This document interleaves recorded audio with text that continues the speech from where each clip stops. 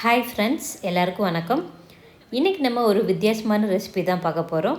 வேர்க்கடலை சாதம் எப்படி பண்ணுறதுன்னு தான் பார்க்க போகிறோம். இது வரைக்கும் நம்ம சேனலை சப்ஸ்கிரைப் பண்ணாமல் பார்த்துட்டு இருந்தீங்க, சப்ஸ்கிரைப் பண்ணி வச்சுக்கோங்க. வாங்க வீடியோக்குள்ளே போகலாம்.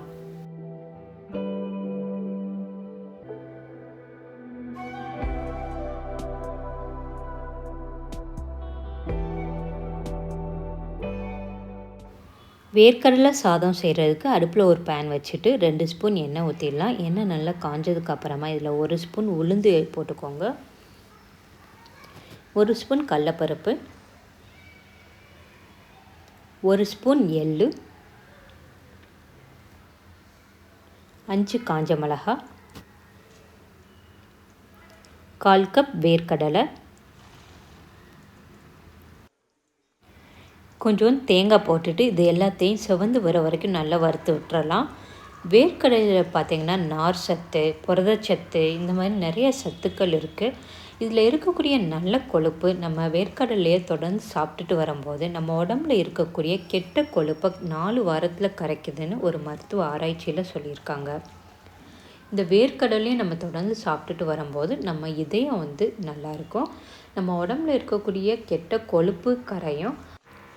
வேர்க்கடலையை நம்ம தொடர்ந்து சாப்பிட்டுட்டு வர்றதுனால நம்ம உடம்புல இருக்கக்கூடிய புற்றுநோய் செல்களை வளர விடாமல் தடுக்குதுன்னு ஒரு ஆராய்ச்சியில் சொல்லியிருக்காங்க. ஸோ குழந்தைங்கள்லேருந்து பெரியவங்க வரைக்கும் வேர்க்கடலையை நம்ம வாரத்தில் ஒரு 2 நாளாவது சாப்பிட்டுட்டு வரும்போது நம்ம உடம்புக்கு ரொம்ப நல்லது. வேர்க்கடலை எல்லாமே நல்லா வறுபட்டுருச்சு. இது ஒரு பிளேட்டில் கொட்டி ஆற வச்சிடலாம். நம்ம வறுத்த பொருட்கள் எல்லாமே நல்லா ஆறிடுச்சு. இதை மிக்ஸி ஜாரில் கொட்டி அரைச்சிட்டு வந்துடலாம். இந்த மாதிரி அரைச்சி எடுத்துக்கலாம். ரொம்ப வலுவலுன்னு அரைக்காமல் இந்த மாதிரி கொஞ்சம் பரபரப்பாக அரைச்சி எடுத்துக்கலாம். நம்ம வேர்க்கடலை வறுத்த பேன்லேயே 2 ஸ்பூன் எண்ணெய் ஊற்றிடலாம். எண்ணெய் நல்லா காஞ்சதுக்கப்புறமா இதில் 1 ஸ்பூன் கடுகு போட்டு பொரிய விட்டுறலாம். 1 ஸ்பூன் உளுந்து போட்டுக்கோங்க, 2 காஞ்ச மிளகா, கொஞ்சமாக வேர்க்கடலை போட்டுடலாம், கொஞ்சோண்டு கருவேப்பிலையை போட்டு இது எல்லாத்தையும் நல்லா வறுத்து விட்டுறலாம். இது எல்லாத்தையும் வறுத்ததுக்கப்புறமா இதில் 1/4 ஸ்பூன் மஞ்சள்தூள் போட்டுக்கோங்க, கொஞ்சோண்டு பெருங்காயத்தூள் தூவி விட்டுட்டு இதை மறுபடியும் கிளறி விட்டுக்கோங்க. இது எல்லாத்தையும் கிளறினதுக்கப்புறமா நம்ம சாதம் வேக வச்சு எடுத்து வச்சுருக்கேன், அந்த சாதத்தை போட்டு மறுபடியும் கிளறி விட்டுறலாம். சாதத்தை போட்டு தேவையான அளவு உப்பு போட்டு எல்லாத்தையும் கிளறி விட்டுக்கோங்க.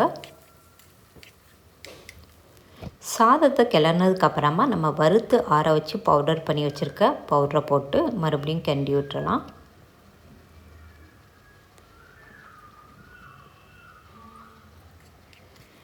பவுடரை போட்டுட்டு எல்லா பக்கமும் நல்லா கிண்டி விட்டுக்கோங்க.